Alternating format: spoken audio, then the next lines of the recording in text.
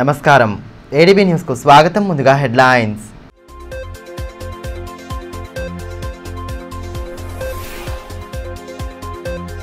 కులగణన సర్వేలో బీసీలకు తీవ్ర అన్యాయం. ప్రభుత్వ విధానాలను ఖండించిన మాజీ మంత్రి జోగురామన్న వెంటనే రీసర్వే నిర్వహించాలని డిమాండ్.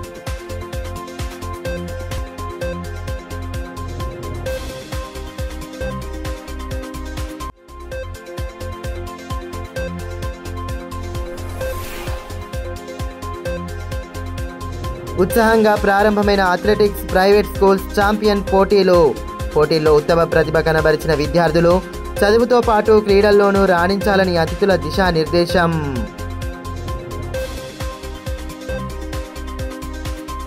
రాష్ట్ర ప్రభుత్వం చేపట్టిన కులగణన సర్వే పూర్తిగా తప్పుల తడక అని, సర్వేలో బీసీలకు తీవ్ర అన్యాయం జరిగిందని మాజీ మంత్రి బీఆర్ఎస్ జిల్లా అధ్యక్షుడు జోగురామన్న అన్నారు. మంగళవారం పట్టణంలోని పార్టీ కార్యాలయంలో ఏర్పాటు చేసిన మీడియా సమావేశంలో ఆయన పాల్గొని ప్రభుత్వ విధానాలను ఖండించారు. బీసీలకు కాంగ్రెస్ ప్రభుత్వం తీరని అన్యాయం చేస్తోందని ఈ సందర్భంగా మాజీ మంత్రి జోగురామన్న అన్నారు. సర్వే ద్వారా బీసీలను మోసం చేస్తోందని ఆరోపించారు. బీసీల జనాభాను తక్కువ చేసి చూసే ప్రయత్నం చేయడాన్ని తీవ్రంగా ఖండిస్తున్నామని అన్నారు. ఇప్పటికైనా రాష్ట్ర ప్రభుత్వం రీసర్వే చేపట్టి బీసీలకు 42% రిజర్వేషన్ కల్పించాలని డిమాండ్ చేశారు. లేని పక్షంలో ప్రభుత్వ విధానాలను ఖండిస్తూ బీసీల పక్షాన బీఆర్ఎస్ పోరాడుతుందని స్పష్టం చేశారు. బీసీలను మరొకసారి పట్టపగలు ఏదైతే ప్రభుత్వం చేపట్టిందో సర్వే కులగణన, ఈ కులగణన అనేది పూర్తిగా తప్పుల తడక. పూర్తిగా ఈరోజు ఈ కులగణనలో బీసీలను పచ్చి మోసం చేసినటువంటి ప్రభుత్వం. మరొకసారి కులగణన అంటే ఖబర్దార్ అని చెప్పి ఒక పక్క హెచ్చరించినట్టే హెచ్చరిస్తూ రేవంత్ రెడ్డి గారు బీసీలను మరొకసారి ఏ రకంగా కూడా ప్రభుత్వాన్ని డిమాండ్ చేయకూడదన్నటువంటి ఉద్దేశాన్ని ఈరోజు ప్రభుత్వం ఈ సర్వే పేరుతో మరొకసారి కాంగ్రెస్ పార్టీ ప్రభుత్వం బట్టబయలు చేసింది. మొదటి నుంచి కూడా బీసీలకు అన్యాయం చేసింది కాంగ్రెస్ బీజేపీ పార్టీని. మళ్ళా ఇళ్ళ కూడా స్థానిక సంస్థలలో బీసీలకు 42% ఇస్తామని చెప్పి కులగణన చేపట్టి మరొకసారి బీసీలను మోసం చేసింది కాంగ్రెస్ పార్టీ ప్రభుత్వం. మేము ఒకసారి లెక్కలతో సహా చెప్తున్నాం. ఒక 3-4 రకాల వాళ్ళ వివరాలతో సహా బీఆర్ఎస్ పార్టీ పక్షాన బీసీ సంఘాలు చెప్తా ఉన్నాయి, బీసీ మేధావులు చెప్తా ఉన్నారు, విద్యావంతులు చెప్తా ఉన్నారు. కానీ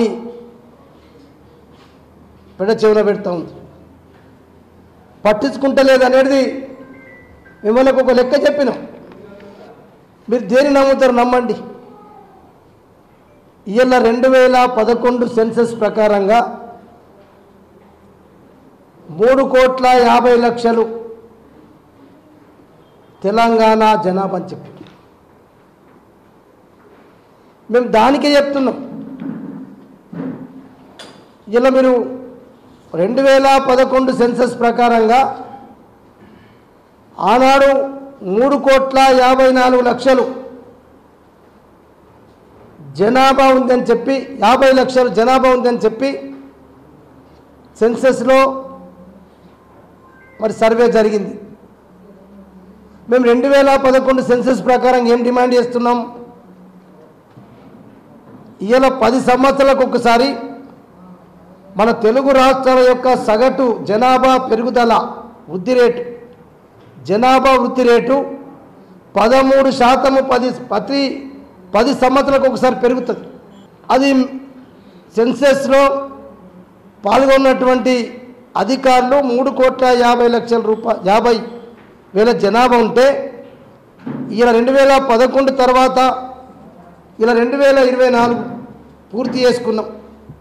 10 సంవత్సరాలకు ఒకసారి 13% జనాభా పెరిగినా ఇలా 13% జనాభా అంటే దగ్గర దగ్గర 4,20,20,00,000 జనాభా. ఆ 11 సెన్సస్ ప్రకారంగా చేసుకుంటే కూడా అది 10 సంవత్సరాలదే. ఇంకా 3 సంవత్సరాలు ఉంటుంది. 3 సంవత్సరాలకు 1.3% ఉంటుంది. ఆ లెక్కన చేసుకున్న ఇలా 4 కోట్ల దాదాపు 35 నుంచి 40 లక్షల జనాభా ఆ 2011 సెన్సస్ ప్రకారం ఉంటుంది. అది మేము చెప్పింది కాదు, సెన్సస్ చేసింది ఆనాడు ప్రభుత్వాలే. తాంసీ మండల కేంద్రంలోని మండల పరిషత్ కార్యాలయంలో పైలట్ ప్రజావాణి ప్రజా ఫిర్యాదుల పరిష్కారంలో భాగంగా బహిరంగ విచారణ వేదికను నిర్వహించారు. ప్రిసైడింగ్ అధికారి వెంకటరమణ అధ్యక్షతన కార్యక్రమాన్ని ఏర్పాటు చేశారు. ఆర్డీఓ వినోద్ కుమార్, రాజస్థాన్ నుండి వచ్చిన MKSS civil society activities Nikhil Dey, state coordinator Sriharsha, MPDO Mohan Reddy, తహసీల్దార్ లక్ష్మిలతో పాటు వివిధ శాఖల అధికారులు పాల్గొన్నారు. ప్రజావాణి కార్యక్రమం ప్రారంభం అయిన నాటి నుండి మొత్తం 115 దరఖాస్తులు వచ్చాయి. ఒక్కొక్కరిని వేదిక వద్దకు పిలిచి వారు ఏ సమస్యపై దరఖాస్తు అందజేశారన్న విషయాన్ని దరఖాస్తుదారుల చేత చెప్పించారు. వివిధ సమస్యలను అర్జీదారులు విన్నవించగా అధికారులు వారి సందేహాలను నివృత్తి చేశారు. కారణాలు తెలియక సంక్షేమ పథకాల లబ్ధి పొందలేకపోతున్న వారికి ప్రజావేదిక ద్వారా పరిష్కారాలు లభించాయి.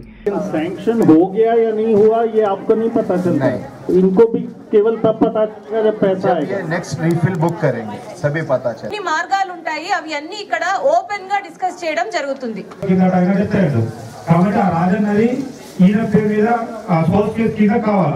సర్టిఫికెట్స్ గురించి వేరే ఆప్షన్స్ కోసం చాలా ఇబ్బంది పడుతున్నారు. గ్రామాల్లో ఎవరైనా బర్త్ అయ్యారు, మీకు తెలిసిన అంగన్వాడీ టీచర్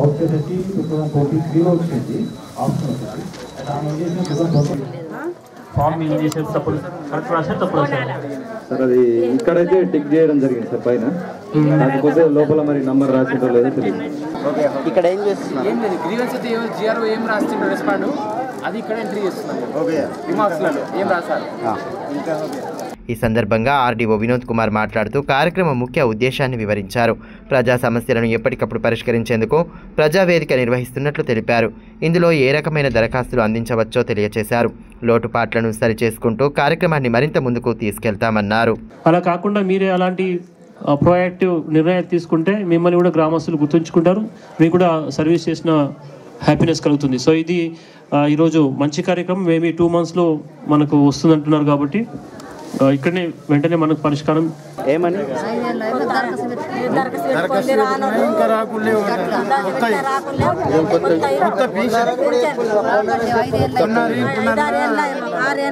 క్రీడాకారులకు తగు ప్రోత్సాహం అందిస్తూ వారు ఉత్తమ ఫలితాలు సాధించే దిశగా తమ వంతు కృషి చేస్తున్నామని మాజీ మంత్రి బీఆర్ఎస్ జిల్లా అధ్యక్షులు జోగురామన్న అన్నారు.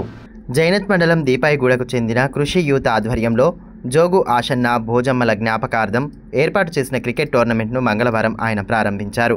ముందుగా అతిథులకు నిర్వాహకులు సాదరంగా స్వాగతం పలికి శాలువాలతో సత్కరించారు. అనంతరం టాస్ వేసి క్రీడాకారులను పరిచయం చేసుకుని పోటీలు ప్రారంభించారు. సరదాగా బ్యాటింగ్ బౌలింగ్ చేస్తూ అక్కడున్న వారిని ఉత్సాహపరిచారు. ఈ సందర్భంగా మాజీ మంత్రి జోగురామన్న మాట్లాడుతూ క్రీడలకు తాము ప్రాధాన్యత ఇస్తూ క్రీడాకారులు ప్రతిభను చాటేలా ప్రోత్సహిస్తున్నట్లు తెలిపారు. ఇటీవల ఆదిలాబాద్ పట్టణంలో ఏసీఎల్ పోటీలతో పాటు రూరల్ మండలంలోని పలు గ్రామాల్లోని క్రికెట్ టోర్నమెంట్లను నిర్వహించినట్లు తెలిపారు. ఇటువంటి అవకాశాలను క్రీడాకారులు సద్వినియోగం చేసుకుని తమ నైపుణ్యాలను మెరుగుపరుచుకోవాలని, తద్వారా రాష్ట్ర జాతీయ స్థాయిలో రాణించాలని ఆకాంక్షించారు. కేంద్ర ప్రభుత్వం రైతు, కార్మిక, కర్షక వ్యతిరేక విధానాలను అవలంబిస్తోందని, మరోసారి కార్మికులంతా ఐక్యమై పోరాటాలకు సిద్ధం కావాల్సిన అవసరం ఉందని ఏఐటీయూసీ రాష్ట్ర కార్యదర్శి విలాస్ అన్నారు. పట్టణంలోని సిపిఐ కార్యాలయంలో ఏఐటీయూసీ జిల్లా కౌన్సిల్ సమావేశం నిర్వహించారు. ఈ సమావేశంలో ఏఐటీయూసీ జిల్లా ప్రధాన కార్యదర్శి సిర్ర దేవేందర్, జిల్లా అధ్యక్షులు గోవర్ధన్, జిల్లా డిప్యూటీ ప్రధాన కార్యదర్శి గాజంగుల రాజు, జిల్లా సహాయ కార్యదర్శి మంతెన కాంతారావు, ఉపాధ్యక్షులు కల్లెపల్లి గంగయ్య, సహాయ కార్యదర్శి రుక్మిణి పాల్గొన్నారు. ఈ సందర్భంగా ఎస్ విలాస్ మాట్లాడుతూ దేశంలో బీజేపీ ప్రభుత్వం నిరంకుశంగా వ్యవహరిస్తోందని అన్నారు. కార్పొరేట్లకు కొమ్ము కాస్తూ కార్మికులకు తీరని అన్యాయం చేస్తోందని మండిపడ్డారు. దేశంలో 55 కోట్ల మంది కార్మికులు పోరాడి సాధించుకున్న 44 చట్టాలను రద్దు చేసి 4 కోట్లను తీసుకొచ్చే ప్రయత్నం చేస్తోందని దుయ్యబట్టారు. రైతులకు వ్యతిరేకంగా 3 నల్ల చట్టాలను తీసుకొచ్చిందన్నారు. వాటిని రద్దు చేయాలని దేశవ్యాప్తంగా ఇప్పటివరకు 22 సమ్మెలు చేయడం జరిగిందన్నారు. ఇకనైనా నియంతృత్వ ధోరణి అవలంబించడం మానుకొని కార్మికులు హక్కులను కాపాడాలని డిమాండ్ చేశారు. లేదంటే మరో పోరాటానికి సన్నద్ధమవుతామని హెచ్చరించారు. బలోపేతం అదేవిధంగా జిల్లా సంఘాల జిల్లా మహాసభలు, మండల మహాసభలు చేసి ఏఐటీసీని జిల్లా మహాసభలకు రాష్ట్ర మహాసభలు తీసుకొచ్చే ఉద్దేశం ఒకటి. అదేవిధంగా ఈ దేశంలో ఉన్న పరిస్థితి, రాష్ట్రంలో ఉన్న పరిస్థితి, కార్మిక రంగం ఎదుర్కొంటున్న సమస్యలు, ముఖ్యమైన సమస్యలు ఈ చట్టాల రద్దు, 47 చట్టాలను రద్దు చేయడం ఏదైతే జరిగిందో దాన్ని రీసెంట్లీగా దేశవ్యాప్తంగా ఉద్యమం చేయడం జరిగింది. ఈ 4 కోడ్లు ఏదైతే తీసుకొచ్చిందో వెంటనే పార్లమెంట్లో రద్దు చేయాలని ఇది దేశవ్యాప్తంగా డిమాండ్ చేయడం జరిగింది. కానీ మొన్న పార్లమెంట్ సమావేశాలు మాత్రం ఈ రద్దు అనేది 55 కోట్లు దేశంలో ఉన్నటువంటి కార్మిక రంగంకు సంబంధించినటువంటి ఈ చట్టాల ఈ కోడ్ల రద్దుని పార్లమెంట్లో మోదీ ప్రభుత్వము దాని మీద ఏ చర్య తీసుకోలేదు. అంటే ఈరోజు మోదీ ప్రభుత్వం కార్మిక వ్యతిరేక ప్రభుత్వము. అదేవిధంగా దేశవ్యాప్తంగా ఏఐకేఎస్ రైతు సంఘంకు సంబంధించినటువంటి రైతులకు సంబంధించినటువంటి 3 నీలి చట్టాలని రద్దు చేయమని కూడా దేశవ్యాప్తంగా కలెక్టర్లకు వినతి పత్రం ఇవ్వడం జరిగింది. కానీ పార్లమెంట్లో మోదీ దానికి సంబంధించినటువంటి ఎటువంటి చర్య తీసుకోలేదు.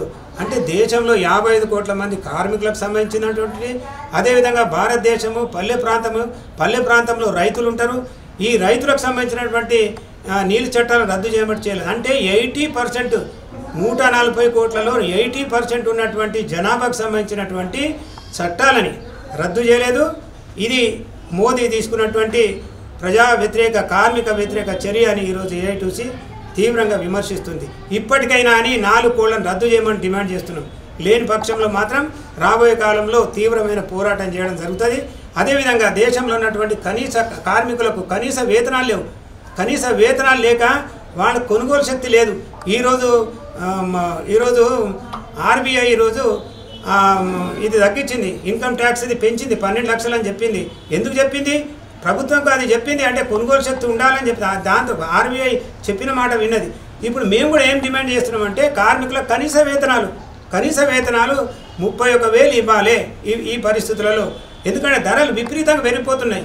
ఆ ధరల విపరీతం పెరుగుట కారణంతో ఈరోజు కార్మికులకు ఏది తినడానికి లేదు. అదేవిధంగా హాస్పిటల్కి పోదామంటే హాస్పిటల్ ఖర్చులు ఉండేవి, ఏదైనా కార్యక్రమాలు చేద్దామంటే కార్యక్రమాల ఖర్చులు ఉండేవి. ఈ విధమైన పరిస్థితి దేశంలో నెలకొన్నది. మోదీ మాత్రం రోజొక డ్రెస్ చేంజ్ చేసుకుంటూ దేశంలో ఉన్నటువంటి మెజారిటీ ప్రజలకు వ్యతిరేకంగా చర్యలు తీసుకోవడం జరుగుతుంది. విద్యార్థులు చదువుతో పాటు క్రీడలపై ఆసక్తి పెంచుకొని ఉన్నత స్థాయికి ఎదగాలని గిరిజన క్రీడల అభివృద్ధి అధికారి కోరెడ్డి పార్థసారథి అన్నారు.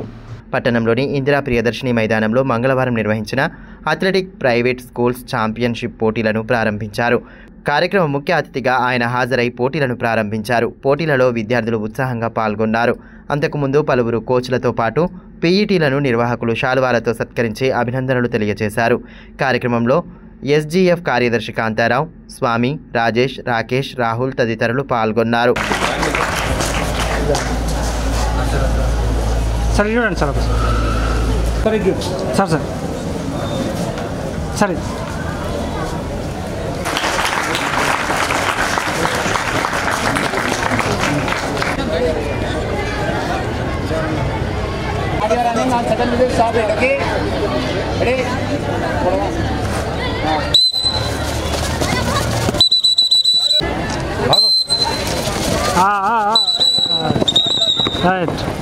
ఈ సందర్భంగా కోరెడ్డి పార్థసారథి మాట్లాడుతూ ప్రస్తుత తరుణంలో సెల్ ఫోన్ల కారణంగా విద్యార్థులు చదువుతో పాటు క్రీడలకు దూరం అవుతున్నారని అన్నారు.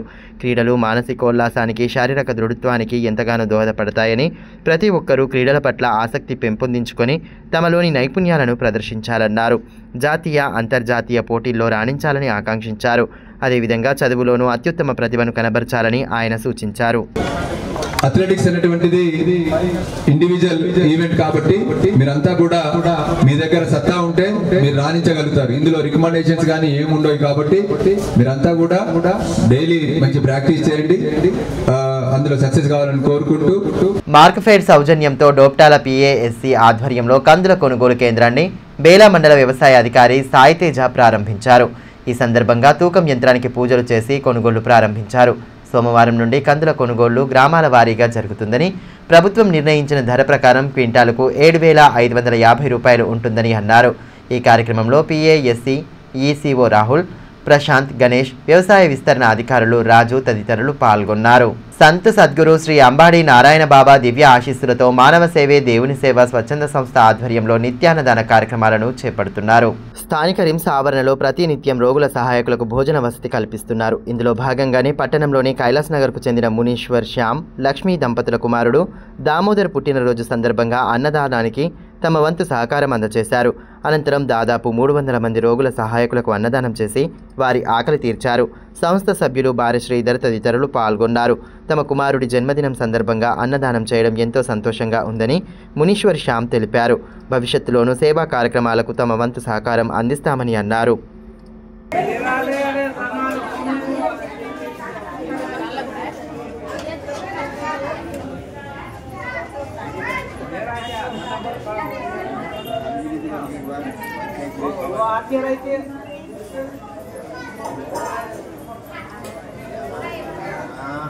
వార్తలు ముగించే ముందు హెడ్లైన్స్ మరోసారి.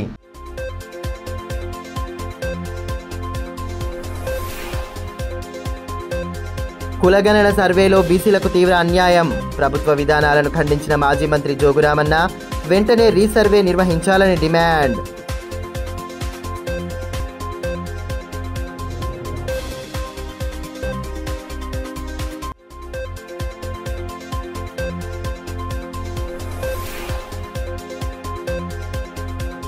ఉత్సాహంగా ప్రారంభమైన అథ్లెటిక్స్ ప్రైవేట్ స్కూల్స్ ఛాంపియన్ పోటీల్లో ఉత్తమ ప్రతిభ కనబరిచిన విద్యార్థులు చదువుతో పాటు క్రీడల్లోనూ రాణించాలని అతిథుల దిశానిర్దేశం.